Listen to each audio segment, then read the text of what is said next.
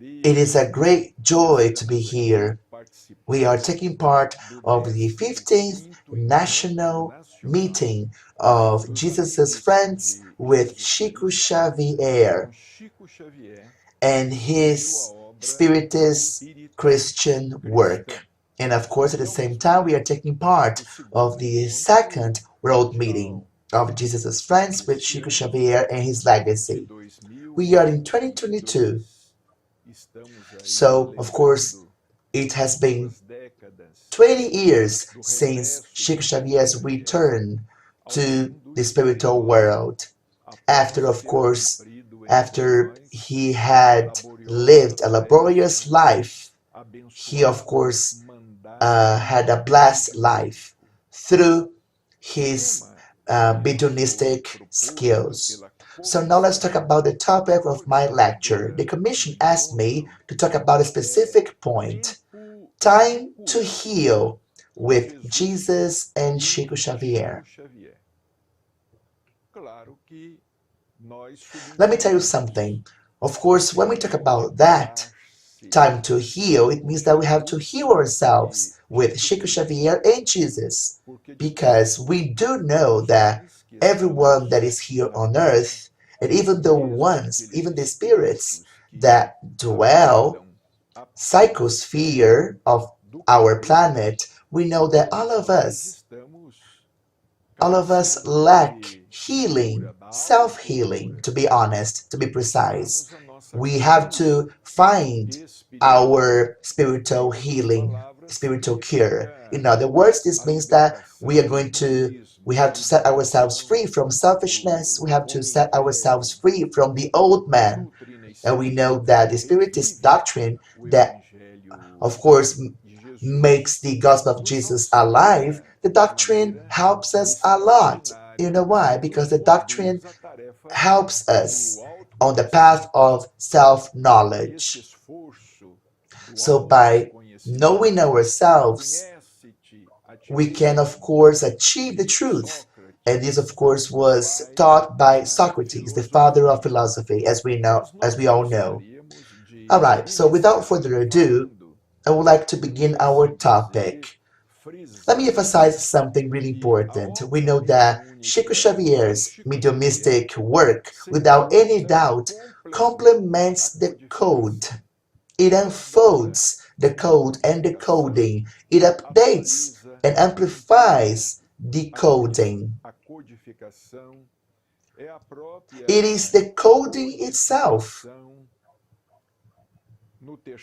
We know that it is the coding itself in the third millennia after Christ. We know that Spiritism was codified in the mid 1900s. That's something that we know. And we usually say that Chico Xavier's mediumistic work projected Spiritist doctrine, the Spiritist doctrine, to the 20th century and, of course, to the 21st century as well. This means that in Spiritism nowadays, we have Spiritism and Christianity together. We have an updated doctrine, a very current doctrine. It has three important points: philosophy, science, and religion. Those three elements. We are pretty sure that all spirits that manifested themselves through Chico Xavier, and of course, even Emmanuel, we do know that all those spirits manifested themselves by obeying a plan, a higher plan, to be more precise. Chico Xavier's task was not fulfilled by chance. We know that that mission obeyed a plan. The coding itself obeyed a specific plan. On top of that, Jesus' arrival to earth obeyed a plan as well. The first revelation as well through Moses also obeyed a specific plan, a spiritual plan. And we do know that this plan is related to higher realms of existence. We just have to study, of course, Chico Xavier's life in detail. We're going to notice that. We're going to notice those characteristics. From his birth, April 2nd, 1910, to his passing, June 30th, 2002. By studying his life, we can notice that Chico Xavier's task, Chico Xavier's mission was planned. We know that. That's a fact. On top of that, all spirits that manifested themselves through Chico Xavier, or maybe they were conducted to manifest themselves via Chico Xavier, those spirits were mediums themselves. They were mediums of other spirits. They were mediums of higher spirits. Let me give an example. Even the coding spirits were mediums of the spirit of truth. The coding spirits, all of them, Lacordaire, Lamena, Swedenborg, all those spirits that we are familiar with, including the anonymous ones that just signed as guardian angel of the medium, a protector, all those spirits, John the evangelist, Benjamin Franklin, all those spirits, all of them were mediums themselves. They were mediums of the spirit of truth. And we are pretty sure that the spirit of truth was John the Baptist. And of course, this was said by Chico Xavier himself in person. We heard that from Chico Xavier. Chico Xavier mentioned this to us. He even mentioned the Christian Spiritist communion in Uberaba. He mentioned that in that place. He said that some people in society, in some people in the Parisian society, revealed the identity of the Spirit of Truth, John the Baptist. He was the greatest of those who was born from a woman. John the Baptist was Jesus Christ's medium. He was the first, without any doubt. He was a medium. He was the very first one. Even before Christ, he opened the paths to Christ. So what I'm trying to say is that we are convinced that all spirits that wrote via Chico Xavier's mediumistic skills that manifested themselves through Chico Xavier's multiple mediumistic capacities, not only through psychograph. Of course, we know that books, of course, were written due to psychographs, of course, and psychophonia as well. We know that. But Chico Xavier, of course, had a myriad of mediumistic skills, clairvoyance, for instance, and clair hearing. He even could heal. And of course, he would prescribe sometimes, as we know. Chico Xavier was also an extraordinary physical effect medium. We know that spirits manifested themselves in a physical way through Chico Xavier's skills. That's a fact. In magnetism as well, waters were magnetic. The sense that occurred, they would appear and disappear in the sessions, in the meetings. Sometimes the smell of flowers and roses and ether, some medicines as well. Chico Xavier was capable of that. In the beginning of the 1950s and late 1940s, we know that during that period in Pedro Leopoldo, along with Peixotinho, a great medium, Chico Xavier said that many spirits materialize themselves in full body. So what I'm trying to say is that Chico Xavier had a plethora of mediumistic skills. We know that Chico Xavier's spirit was and actually has been a very high spirit. That's a fact. So what I'm trying to say is that we are convinced that all spirits that worked with this extraordinary work, we have more than 500 books that were published. When Chico passed away, we had 412 books, but now we have more than 500 books that have been edited. And we also know that there is much material that hasn't been published, and this material is spread nationwide in Brazil. We know that this material was psychographed, and this, of course, happened due to Chico Xavier's extraordinary skills. It is the biggest mediumistic phenomenon of all time. Of course, we're not taking into account Jesus Christ, who is the divine medium, the medium of God. We are making reference to Chico Xavier.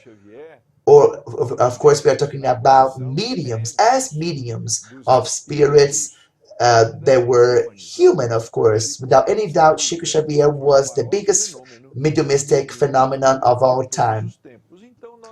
In a nutshell, we are convinced that Emmanuel, through Chico Xavier, didn't do any personal kind of work. People that want to study these small books that I'm showing you, look, people that delve into this very small collection, Fonte Viva, Vinha de Luz, Pão Nosso, Caminho, Verdade e Vida, all in Portuguese. All those four books, of course, they're going to be important. And Palavras de Vida Eterna, Words of Eternal Life. People that delve into those books, people that really want to study those books in detail, they are going to understand that Emmanuel had a very detailed study of the gospel, the entire gospel, and I would say the entire New Testament, to be honest, and with more emphasis, the first gospels and the letters of Paul.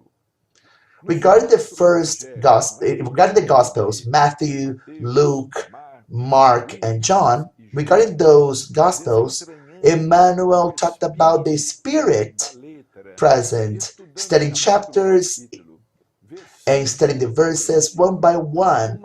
And Emmanuel was able to synthesize everything in a very elegant way. And of course, just spirits, just higher spirits would be able to do that.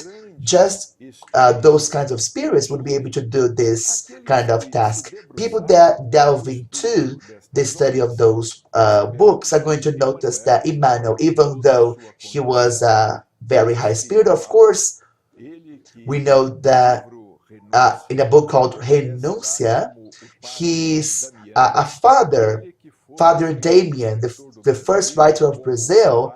He was Father Manuel da Nóbrega. He was a Portuguese priest, Manuel da Nóbrega. We know that Brazil owes a lot to Father Manuel da Nóbrega, and of course, many people would like to, they want to underestimate his importance. He was a Jesuit, of course, but we do know that we have spiritists that are good. Of course, we have also spiritists that do not study that well. So Father Manuel da Nóbrega was the father of São Paulo. That's really important. He took part of the foundation of Rio de Janeiro, a city as well in Brazil, and also in Salvador, in Bahia, another city in Brazil. He was concerned about education. He was the apostle of the Gentiles in Brazil by bringing the gospel to the indigenous tribes, to catechize, to teach them what Christ did. And of course, he did an amazing job. And of course, we know that he was a very high spirit. That's a fact. But I mean, we're sure about that. Emmanuel was a medium himself. Chico Xavier said this, that André Luiz, in his works here, as you can see, I'm showing you a book, No Mundo Maior, in the Bigger World. In this collection, André Luiz's spirit worked as a medium to other spirits to a team of spirits, more than 10 spirits, if I'm not mistaken, 13 spirits. So they are the spiritual mentors, of course, that use pseudonyms in André Luiz's books.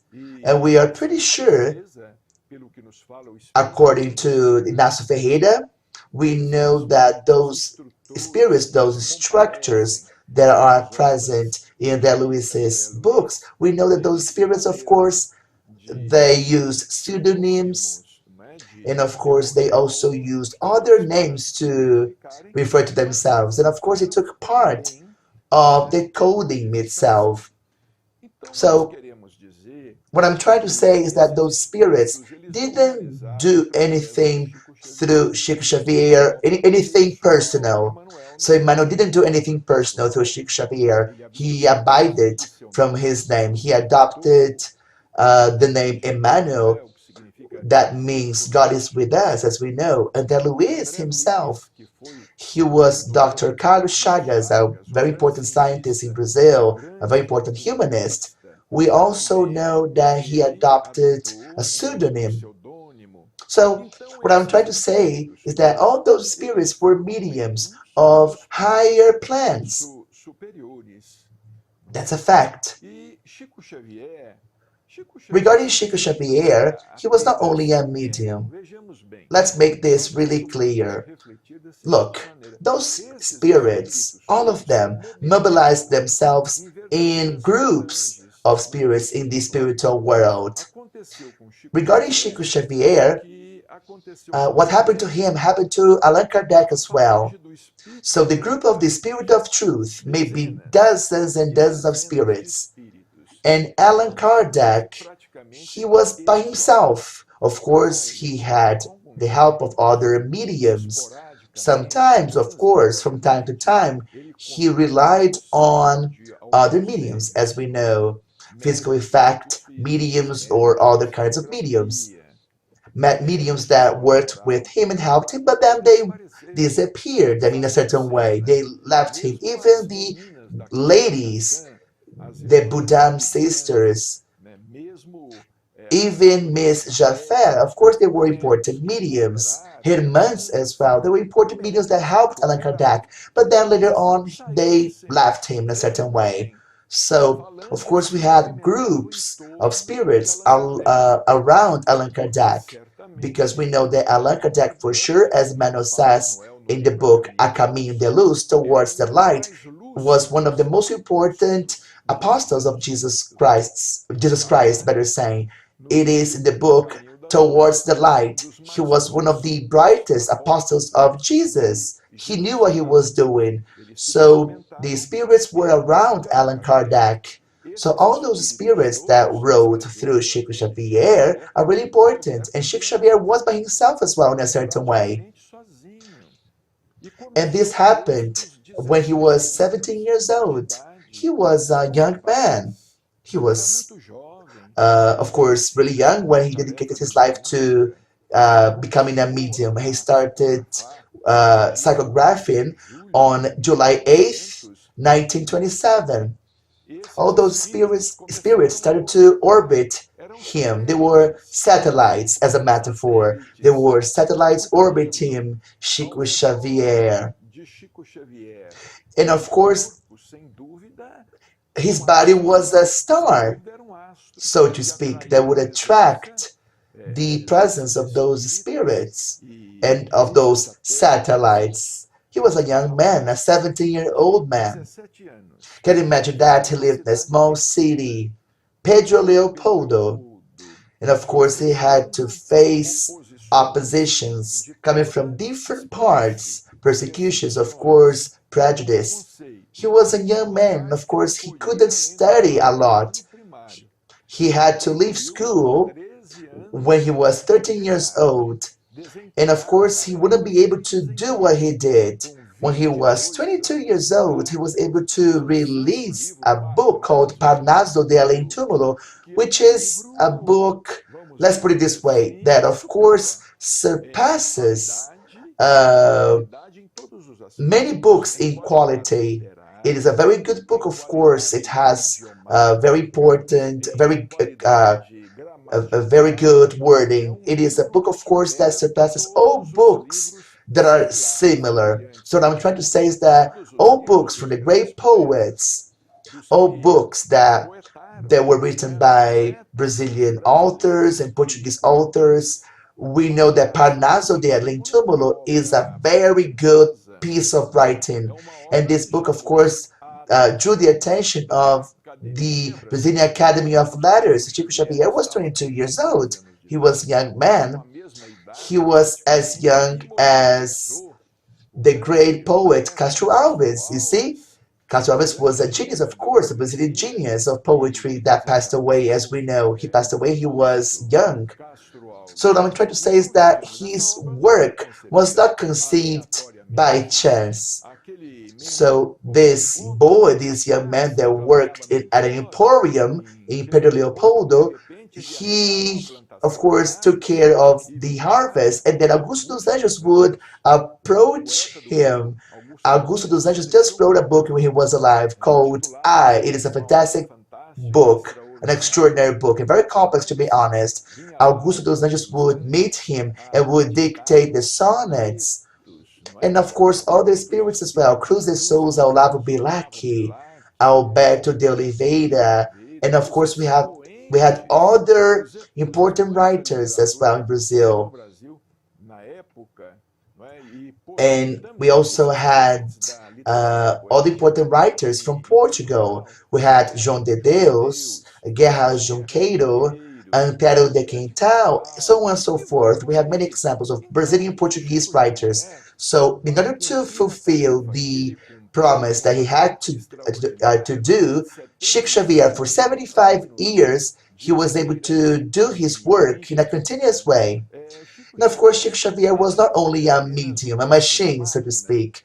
He was not only a hand, a tool that was used by the spirits in psychographs. Actually, Chico Xavier was, of course, a bright room, so to speak. He was a living room with lots of light that would welcome those higher spirits. He would talk to those spirits, as I've just mentioned. Chico Xavier made possible that those spirits would write important books, fabulous writings. And of course, Chico Xavier was this link. Firstly the poets, and then we had the prose. First we had poetry, and then we had prose.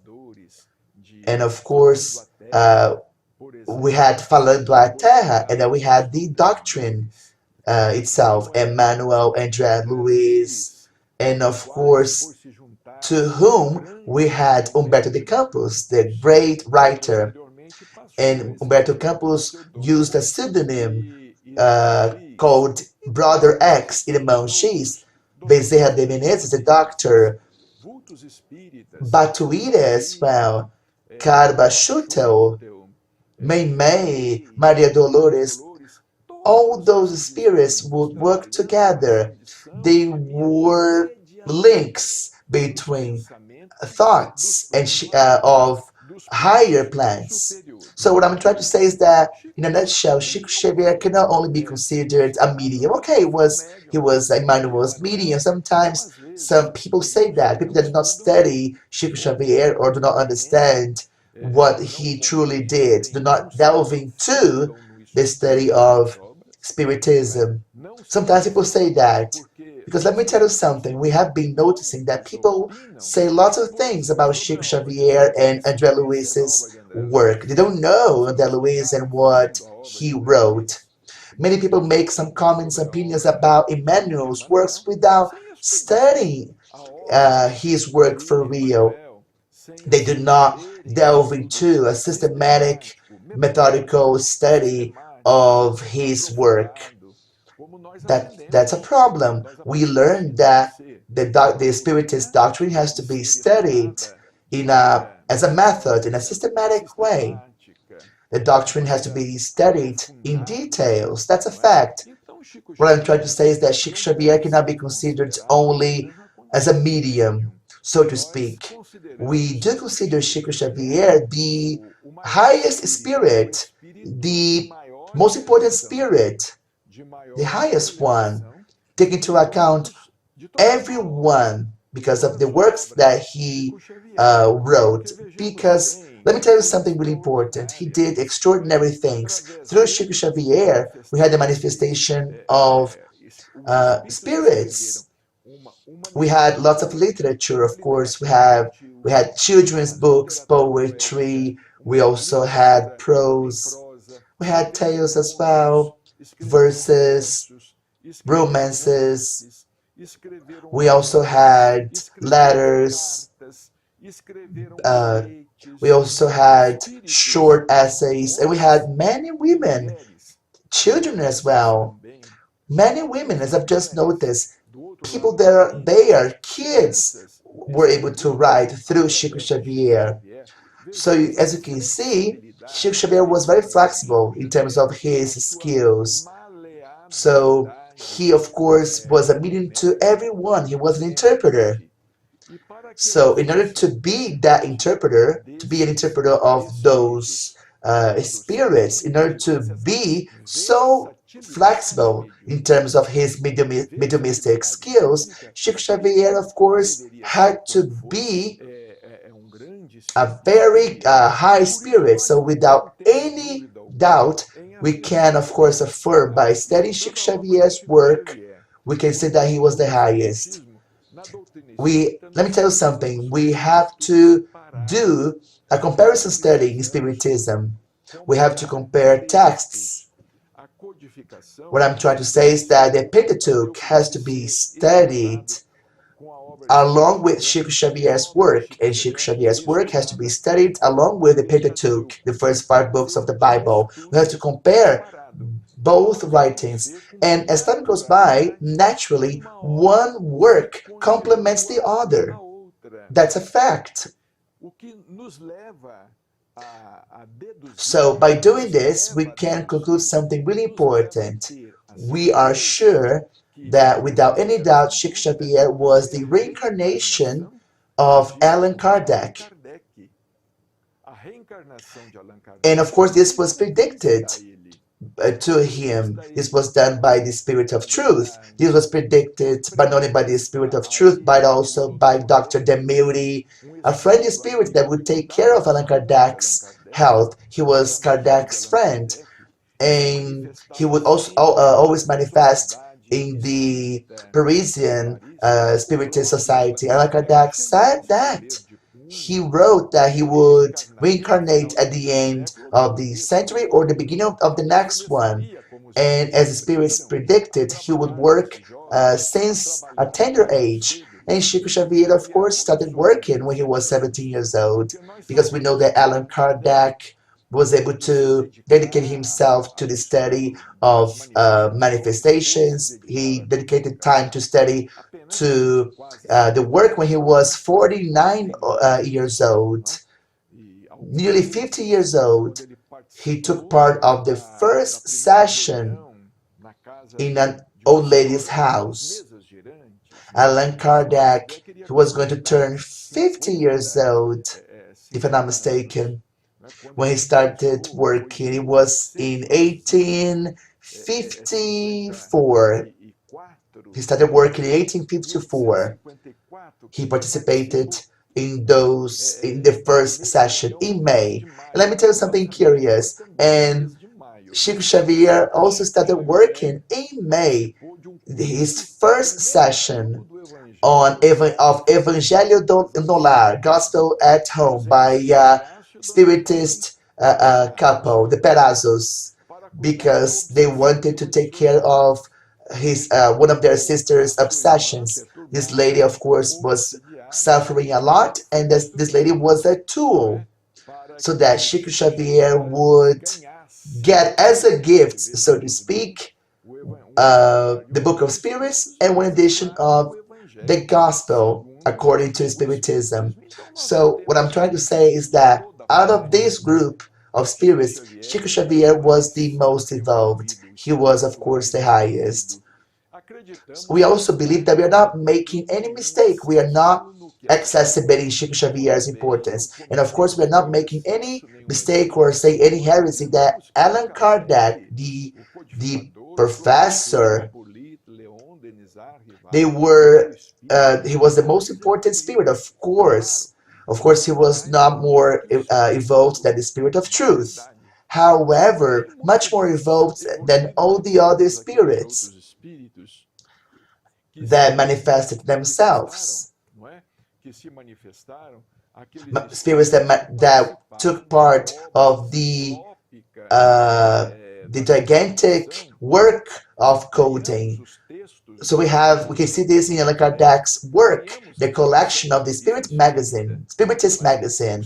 We also have texts that were written by Allan Kardec. By doing this kind of study, we won't have any problem in seeing this. Allan Kardec was not just a mere compiler, a mere organizer of this work. He was the intellectual agent of coding itself without any doubt, along with the spirit of truth.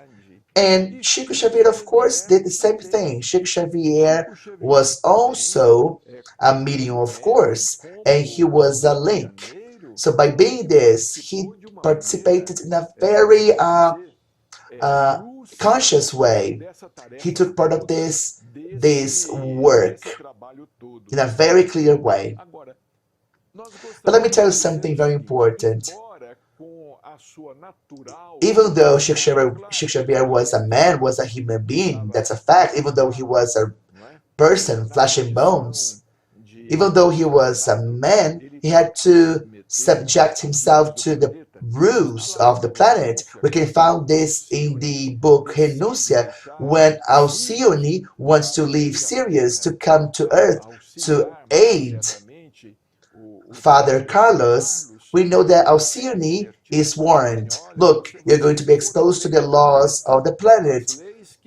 And even the Lord had to subject himself to the laws. And of course, Chico Xavier, he was a man, of course. That's a fact. He was a superior and high spirit. He is a high spirit, of course, without any doubt. However, Chico Xavier was a man. And I would say that Chico Xavier can be considered by us the future of humankind. In this book here, No Mundo Maior, in the Bigger World, chapter 9, let me just get the book for you. I'm going to mention something from this book. There is a very important study about being a medium. Calderaro mentions something really important. He says that in order to help the present, men, of course, are obliged to live in the future of the race, of humankind. Even though Chico Xavier was a human being, Chico Xavier he lived the future of humankind. That's why people could not understand him sometimes. And even by own spiritists, people that lived near Chico Xavier, that's really important. That's really interesting. We see that happening. Jesus would always attract people that were disturbed. The presence of light attracts darkness. So Jesus attracted people that were feeling overwhelmed, people that were in the darkness. And of course, this happened to Kardec as well in the Parisian society. Kardec says that he was betrayed in the Parisian society. We know that spirits told Kardec that Kardec had suffered a lot. And of course, he was disappointed. He got really bothered.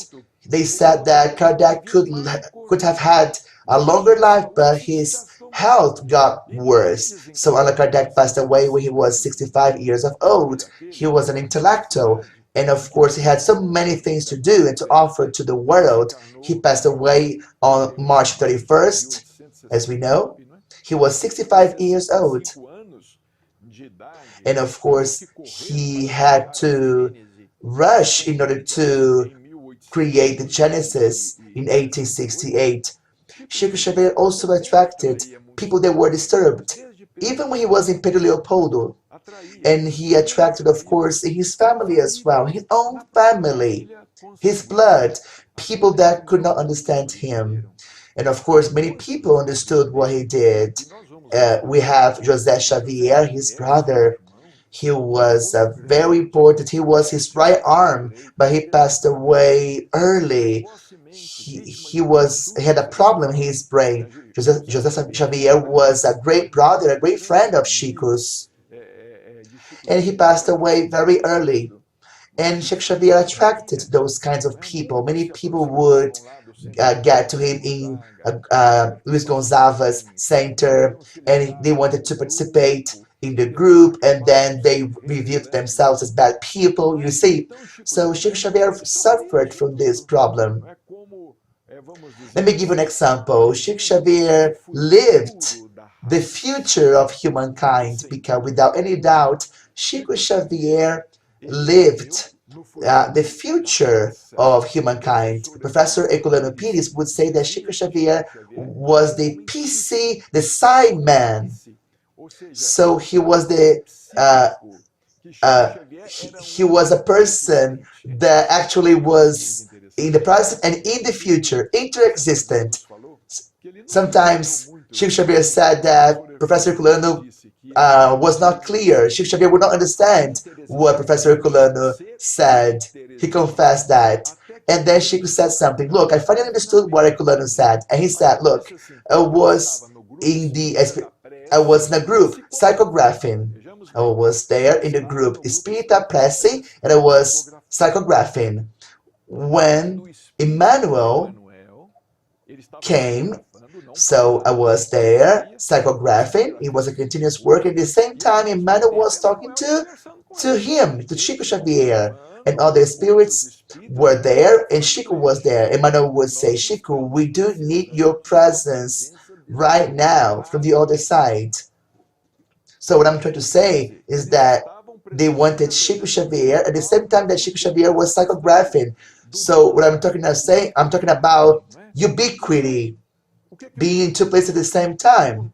So Chico said that while he was there psychographing, the spirits were doing this for him through his body. Chico Xavier was able to unfold himself. He went to the spiritual realm. He went to the spirit to the group in the spiritual world, and he said, "Look, the room is upstairs, on top of our group. It's here." And of course, it's a much bigger room. And I was there, and the person who was there was teaching was Professor Herculano Pires. Of course, Herculano had passed away a long time ago. So Emmanuel said, look, Chico, we do need you here from this side because we do have a lady, a mom, a mother, and she doesn't know that she passed away. And of course, she would like to get a message from for her son, and her son had passed away, but he is on a higher realm, and this is a very desperate situation, of course. And she said that she just accepts a message from his son if you are going to be the medium. So as you can see, Chico Xavier went to the group in the spiritual world, and he was a medium at the same time. So he was psychographic on earth. It was concentrated, and of course at the same time he was using his spiritual body psychographing another message in the same group, but from the spiritual realm. And of course this was happening at the same time. Professor Herculano was there teaching the audience, and the audience was full of spirits. And of course we had a very big group. Can you imagine that? So now let's talk about this important characteristic. Chico Xavier is the future of humankind. And Chico said, look, now I understood, from this moment on, I was able to understand what Professor Colano had told me about. So I am at the same time inter-existent. I am in two places at the same time. So I would like to say that Chico Xavier's mediumistic work by making the gospel alive is clarifying, of course. It sets people free, and of course, it heals people. Of course, We know that Spiritism, by setting people free, heal people. Spiritism, by clarifying knowledge, heals people. It heals us from being fanatics. It heals us from prejudice. At least tries to do that, or at least is trying to make this effort. Of course, we have been trying to do this because we are spiritists. Bezerra de Menezes would say there is a very important condition between the time before I was a spirit and now that I'm a spirit. I'm a spiritist.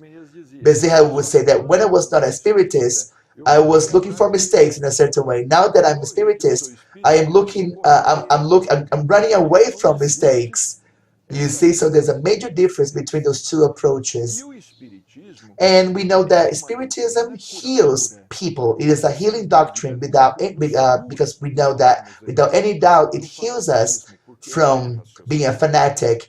It heals us from being prejudicial because we know that we are diverse. We are at the same time the same, but we belong to a plethora of diverse entities. We are brothers and sisters, but of course, each brother, each sister has a specific identity.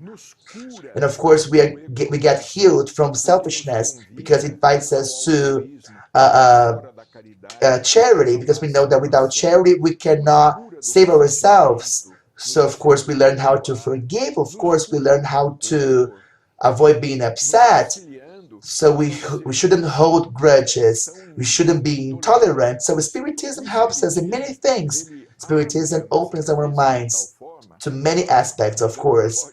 And let me tell you something.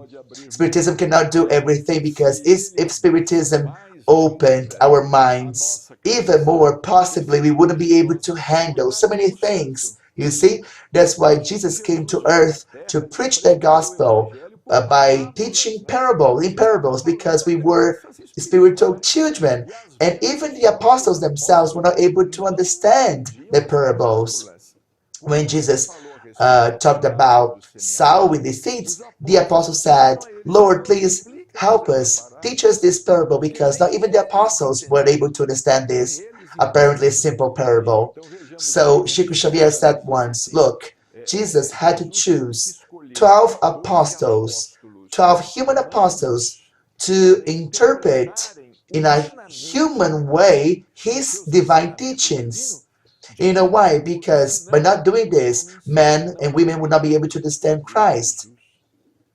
So let me just say something. The apostles, they humanized the divine.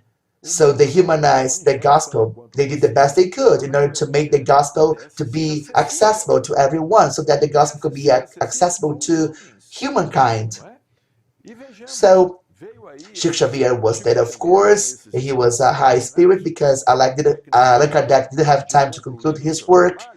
And Spiritism is a dynamic doctrine and is a progressist doctrine. This work, of course, is not going to end. Never is going to end. Spiritism is always evolving because science is always evolving. Thoughts are always evolving. It creates new things and it's going to create new things. So in the horizon, ethics, morals, values are going to advance as time goes by. So Chico Xavier's mediumistic work is clarifying, of course. It sets people free and it heals people. There is a message from the Spirit of Truth on chapter 6 on the Gospel according to Spiritism. And the Spirit of Truth, by interpreting Jesus Christ's thoughts, he says, I am the doctor of souls, and I'm bringing you the medicine to heal you, and I'm bringing you the remedy that's going to heal you. So we know that that's in the book. So what I'm trying to say is that in Spiritism, we know that the earth, of course, here on earth we are sick spirits, and sometimes many of us spiritists are the ones that are most sick, to be honest. You know why? Because when we get sick, when we just think about ourselves, when we get jealous, when we think that we are the best, when we think that we are the best ones, we have the truth. We get really sick when we think that we consider ourselves superior to other people. That's something important.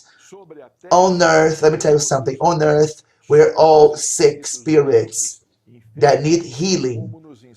Dr. Inácio Ferreira was a psychiatrist, and he teaches us this. He says, look, my son, my daughter, spiritual imperfection by itself is a disease. We are imperfect spirits, of course, and spiritual imperfection by itself is a disease. So what I'm trying to say is that it's high time to accept the fact that we are patients. We are patients of the Spiritist doctrine. Doctor is a divine doctor, and we have, of course, other spirits that are our nurses, and those nurses are, of course, taking care of us from a spiritual perspective. Allan Kardec, of course, he was a very important nurse from Christ. Chico Xavier was, of course, a very important nurse of Christ. And of course, we are patients. We do need help. We are sick. And of course, we have lots of ailments, lots of diseases. And we have a very tough past. Dr. Inácio says, look, my son, my daughter, do not talk about the past because it's just rubbish in a certain way. Because of course many people want to know more about the past, but we shouldn't know that. Dr. Inácio, no, no, no. He says, no, no, do not talk about this. The past is just trash. And that's it, that's true. So what do we have from the past? I mean, we just have to understand our biases here in the present. And of course, we have to perform some sort of self-analysis. We have to know ourselves, and the doctrine aids us in this on this path. So of course, it's high time to do this. Spiritism has been revealed to the world in 1857 through the Book of Spirits, as we know. So what I'm trying to say is that it's been more than 150 years since the Spiritist doctrine has been revealed. And we know that we have the gospel. We have had the gospel for 2,000 years. So we need to heal ourselves. That's why the topic that I'm talking to you about is important. The topic is time to heal. Time to heal ourselves with Jesus Christ and Chico Xavier. So that's important. And of course, we have to take into account his Spiritist and Christian doctrine, because the book I'm showing you is a book that can heal you. A Spiritist message can set people free. And when this happens, when we are set free from specific ideas that are embedded in us, some orthodox thoughts, so on and so forth, we can get healed. It is not something immediate that happens out of the blue. We are far away from this immediate cure. We are not, of course, completely healthy. We are far from being that. However, we have to accept ourselves, and we have to see ourselves as patients. And of course, we have to be humble. Because let me tell you something really important. People say some spiritists think that they are doctors. No, no, no. Jesus is a doctor. They are not doctors. There are many high spirits that can be considered nurses. But let me tell you something. We are sick, and Spiritism is a doctrine, of course, that wants to begin something new. This healing process, humankind needs to be healed, and the medicine is love, as we know. Jesus Christ said that, love yourselves as I love you. Chico Xavier would say the following, look, many philosophies have taught us, we have this golden rule, Love yourselves. That's important, of course, but Chico said something important. Jesus was right. Love yourselves as I love you. And why is that? Because when you say as I love you, surpass the idea of loving yourselves. The second idea surpasses the first because Jesus taught us that you just love for loving's sake. You do not want anything in return. Of course, love is donation. Love is helping. By loving, we forget ourselves. There are no second intentions. Of course, there is no interest. There, so we just love somebody because we want to. So let me tell you something really important, my brothers and sisters. In the Spiritist doctrine, which is Christianity, in essence, that has been updated, enlivened. We have an extraordinary doctrine that clarifies many questions, it consoles us, and sets us free. That's why it is a healing doctrine. And Chico Xavier's mission was really important, of course, as we know, and his mission was connected to healing. It has been a healing mission because we know this via his examples, via his words, via the love that he gave to us, and of course via his life as an apostle because he lived the gospel. Chico Xavier, he is the reincarnation of Allan Kardec. Allan Kardec, he is the reincarnation of Plato. Socrates' disciple. Lots of peace.